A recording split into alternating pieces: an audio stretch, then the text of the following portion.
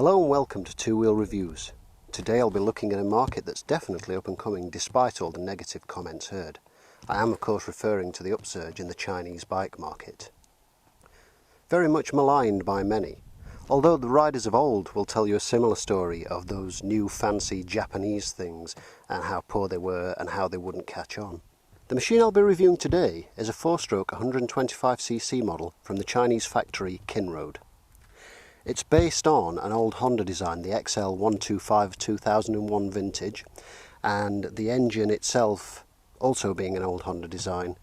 The overhead valve 125cc single cylinder mated to a 5-speed gearbox, as used in the CG125 from its inception to its modern day. Initial impressions of the bike are good. It looks the part, and there aren't too many cheap bits of trim masquerading as quality accessories either. The frame is painted rather than powder coated, and close inspection revealed some welds to be messy, although sturdy in appearance. Some parts of the frame are not very well protected with paint, and could very well be prone to rust without regular checks and upkeep and maintenance or repainting. The engine, as previously outlined, is a well-cast example of an old stalwart, the Honda CG125.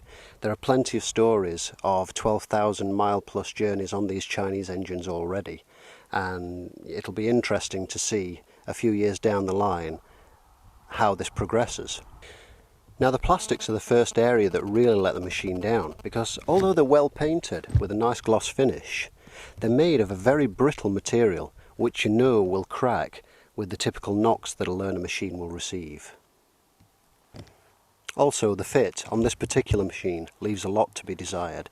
There certainly had to be some jiggling to get the panels to fit correctly. The next area where the budget costs show is in the switchgear.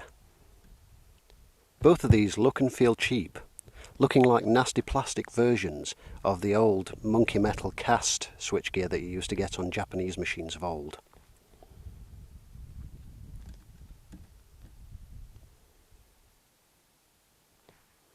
There are no push-to-cancel indicators, no pass light switch, but you do get the basics, the light switch, the kill switch, the indicators and main high beam, and the horn obviously, which it has to have for MOT and legal reasons, and they do seem quite rugged, although they have a cheap appearance. That said, when you consider that a machine like this has an on-the-road price of around £1,000, it kind of pales into insignificance a little bit, because it is incredibly cheap, with the cheapest of the Japanese rivals, for example the new Honda CB125F, coming in at pretty much twice that amount. It's a big difference. The extra £1,000 there essentially equates to a set of good riding gear, boots, trousers, jacket, helmet, etc., and a few tanks of fuel to boot. So, bearing that in mind, how does it ride? A prod of the kickstart, or the button, effortlessly spins the little single into life. The gears on this machine are 1 to 5 straight down. Whilst initially this may seem odd, it quickly sets in your mind and has the advantage of never having to struggle to find neutral whilst at a standstill. The motor is torquey, with plenty of low-down grunt for its small size, and it accelerates well, inspiring confidence in traffic. Unfortunately, it quickly loses that grunt and becomes quite vibey at higher revs. Not so much that the riding is affected, but do keep an eye on all those essential nuts and bolts, as vibration can loosen them over time. Suspension is adequate and makes for a comfortable ride. The rear is firm and well damped. Front forks are a little soft and would benefit from stronger springs and maybe a thicker fork oil to help slow the damping rate. Despite my initial reservations built of previous experience with Chinese brand tyres, I find I'm pleasantly surprised with the feel, grip and handling of these. They hold the road well, wet or dry, and don't invoke any of those bowel loosening moments older Chinese tyres were famed for. It seems they've really got their act together here. Throttle response is snappy from the McCuney style slide carburettor, and fuel economy is frugal at 70 to 80 miles per gallon too. I can't help feeling that the exhaust on this machine is very restrictive, being over-catalysed thanks to Euro emission compliance. You'll find two catalytic converters, one in the front pipe and one in the end can too. Replacement of this should easily free a few more horses. Vitally important when there are few to begin with. This would restore some of the lacklustre top-end performance, I feel. The brakes are very good once bedded in, with a single piston caliper on the front disc hauling this lightweight machine to a standstill rapidly, with the rear drum brake backing up the front more than adequately. Some models do come equipped with a rear disc instead of a drum, though the necessity on a machine of this power and weight is purely academic.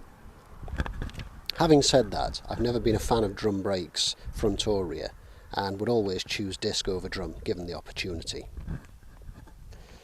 All the lights work, but again are a little flimsy compared to the Japanese machines. The headlight. Well, let's see.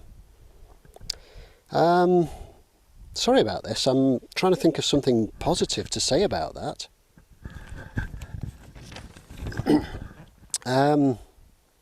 It's got a bulb in it. It lights up when you switch it on.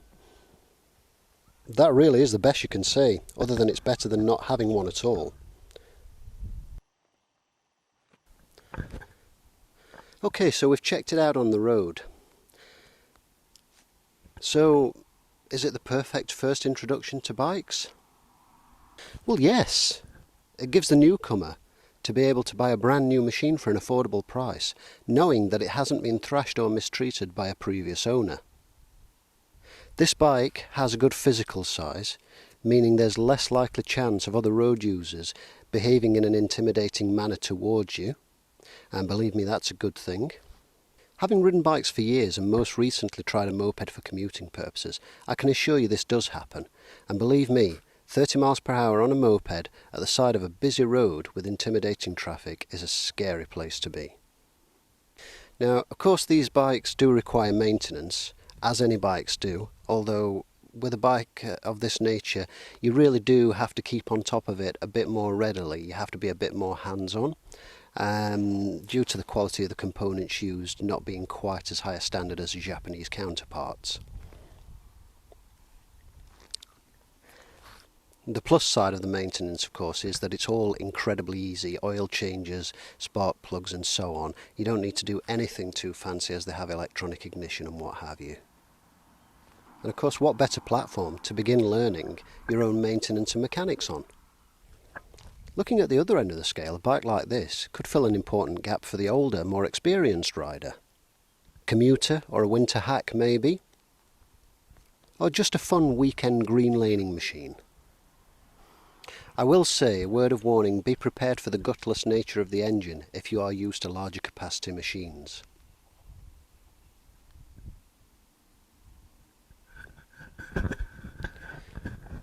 On that note, there are of course tuning parts in abundance. If you look all over the web, there are numerous websites that specialise now in Chinese machines and tuning accessories for them. The added bonus as well is that they're very, very cheap compared to your typical tuning part for a Japanese machine. On the subject of green laning and off-roading, I would say that this machine is adequate and suitable for gentle green laning, but I certainly wouldn't recommend it for anything more hardcore than that. Having said that, I wouldn't recommend that you do any hardcore off-roading with any 125 motocross machines from the Big Four either, because when all's said and done, they are really just road machines dressed up to look the part. I think I'll close by saying, anybody that's been put off buying a Chinese machine up to now, don't listen to all the naysayers out there. Branch out, go ahead, buy one. You never know, you may just like it. Thank you for watching Two Wheel Reviews.